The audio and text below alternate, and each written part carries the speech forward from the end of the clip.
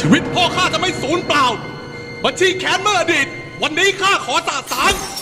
พักตะวันจันทรา10 ปีที่แล้ว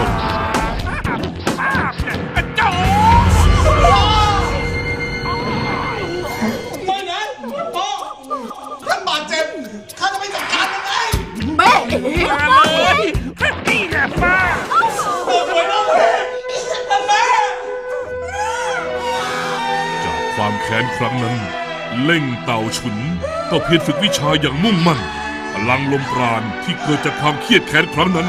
แผ่ซ่านทำให้สิ่งมีชีวิตรอบกายในระยะ2-3 ก้าวตายลงหมดสิ้นเล่งเต่าฉุน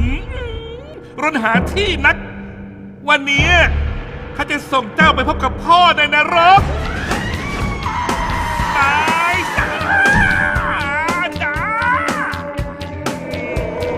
จ้า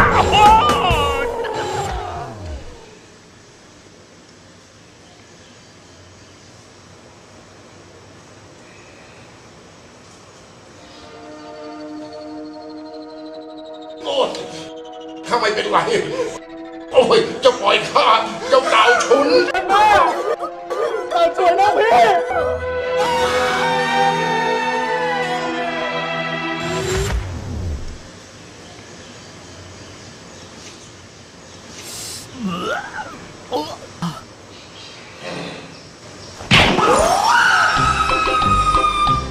คนเครียดไม่ตายคนร่างกายตายเรียก